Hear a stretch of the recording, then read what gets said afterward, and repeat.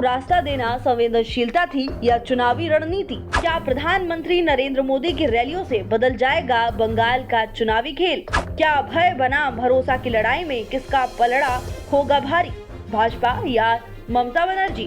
क्या अमित शाह का भाषाई दाव पलट देगा पूरा समीकरण? क्या बंगाल में अब मुद्दों से ज्यादा नैरेटिव की जंग तय करेगी नतीजे? इस चुनाव में ये आपका उमंग और उत्साह, ये आपकी ऊर्जा, ये आपका संकल्प, ये भय के ऊपर भरोसे की विजय का उद्घोष है। बंगाल परिवर्तन के लिए तैयार है। पश्चिम बंगाल चुनाव के बीच सियासी पारा चरम पर पहुंच गया है, जहां एक तरफ प्रधानमंत्री नरेंद्र मोदी की ताबड़तोड़ रैलियां और रोड शो चर्चा में हैं, वहीं दूसरी ओर विपक्ष लगातार उन पर सवाल खड़े कर रहा है।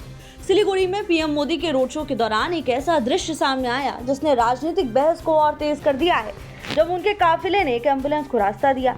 भाजपा ने इसे पीएम की संवेदनशीलता बताया, लेकिन कांग्रेस और ममता बनर्जी की पार्टी टीएमसी ने इसे चुनावी स्टंट करार देते हुए निशाना साधा। इस घटना ने चुनावी माहौल में इमोशन बनाम पॉलिटिक्स की नई बहस छेड़ दी है। इसी बीच पीएम मोदी ने पूर्वी बर्धमान, जंगीपुर और दक्षिण दिनाजपुर में रैलियों के जरिए टीएमसी पर जोरदार हमला बोला। उन्होंने भय बनाम भरोसा का नारा देते हुए दावा किया कि 4 मई के बाद बंगाल में बड़ा बदलाव देखने को मिलेगा। महिलाओं की सुरक्षा, किसानों को सहायता, भ्रष्टाचार पर सख्ती जैसे मुद्दों को उठाते हुए उन्होंने डबल इंजन सरकार का वादा दोहराया। चुनाव में ये आपका उमंग और उत्साह, ये आपकी ऊर्जा, ये आपका संकल्प, ये भय के ऊपर भरोसे की विजय का उद्घोष है। बंगाल परिवर्तन के लिए तैयार है। टीएमसी ने ऐसा पाप किया है कि इस पर पिछड़ेपन का दाग लगा दिया। अब बीजेपी ने संकल्प लिया है कि वो बंगाल को विकास की नई ऊंचाई पर ले जाएगी। इसमें निर्मम सरकार के 15 साल का पूरा हिसाब होगा। जो भी दंगों में, पॉलिटिकल वायलेंस में शामिल हो रहे हैं, अनेक ऐसी वारदातें की हैं, उनका भी पूरा कच्चा चिट्ठा निकाला जाएगा। इससे पुलिस व्यवस्था भी चुस्त दुरुस्त होगी और सिंडिकेट की जगह हर काम के लिए पारदर्शी टेंडर प्रोसेस बनाया जाएगा। भाजपा इनके भ्रष्टाचार की दुकान बंद करेगी, इनकी लूट बंद करेगी। मैं हर घुसपैठिए से कहूंगा वो अपना बोरिया बिस्तर बांध ले।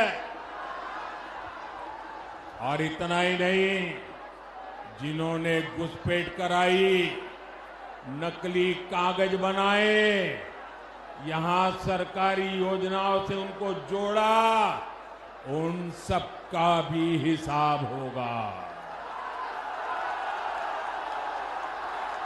सबका साथ, सबका विकास, ये तो बीजेपी का मंत्र है ही, लेकिन बंगाल में सबका साथ, सबका विकास के साथ ही लुटेरों, अत्याचारियों का पूरा हिसाब होगा। इस बार का बंगाल चुनाव एक तरफ टीएमसी का भय है, दूसरी तरफ भाजपा का भरोसा है। ये लड़ाई भय को पराजित करने की है। ये लड़ाई भरोसे पर बंगाल को आगे बढ़ाने की है। आज मैं आपको ये भरोसा दिलाने आया हूं कि अब टीएमसी के भय का राज जाने वाला है। जाएगा ना?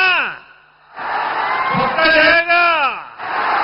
मैं जहां जहां गया ऐसा ही मिजाज पूरे बंगाल में नजर आ रहा है। अब टीएमसी के झूठ और लूट, टीएमसी के झूठ और लूट की दुकान बंद होने वाली ही है। बंगाल से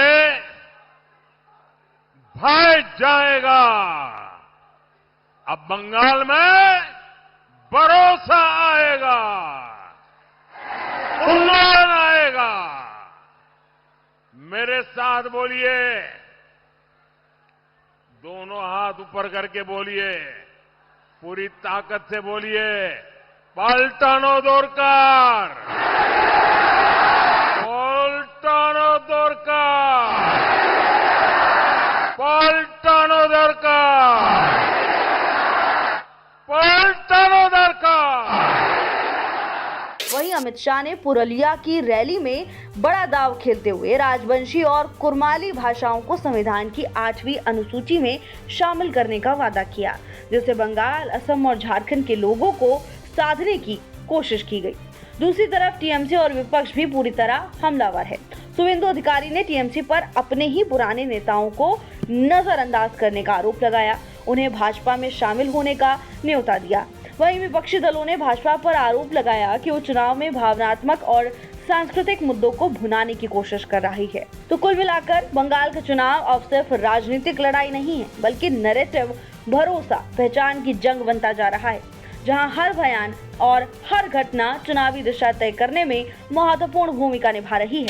जल, जंगल, जमीन के रक्षक मेरे कुर्मी और बहादुर संथाल समाज के सभी भाइयों बहनों को मेरा प्रणाम। भाइयों बहनों, 23 तारीख को बंगाल में चुनाव होने जा रहा है। 15 साल से ममता दीदी ने कुर्मियों और संथालियों के बीच में संघर्ष करा है।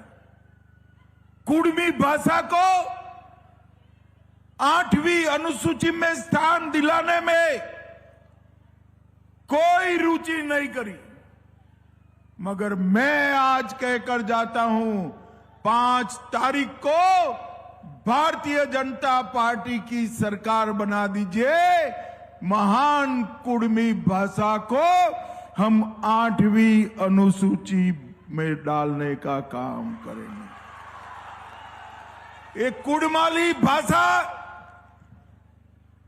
आने वाले दिनों में संसद में भी बोली जाएगी और एक अधिकृत भाषा के रूप में इसका सम्मान भी किया जाएगा।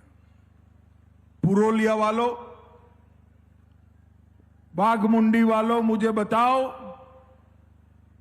इस बंगाल और देश भर से घुसपैठिए को हटाना चाहिए या नहीं हटाना चाहिए? जोर से बोलो, हटाना चाहिए या नहीं हटाना चाहिए? हमारी जंगल की जमीन, चाहे यहां हो या झारखंड में, घुसपैठियों से मुक्त करानी चाहिए या नहीं करानी चाहिए? क्या ये भाईपो कर सकता है? क्या जोर से बोलो, कर सकता है? ममता दीदी कर सकती है? अरे उन्हें ने तो लाकर रखे हैं, उनकी वोट बैंक है, वोट बैंक। मगर ममता दीदी, आपका समय समाप्त हो गया। 5 तारीख को भाजपा सरकार आने वाली है और पूरे बंगाल से एक एक घुसपैठिए को हम चुन चुन कर बाहर निकालने का काम करेंगे।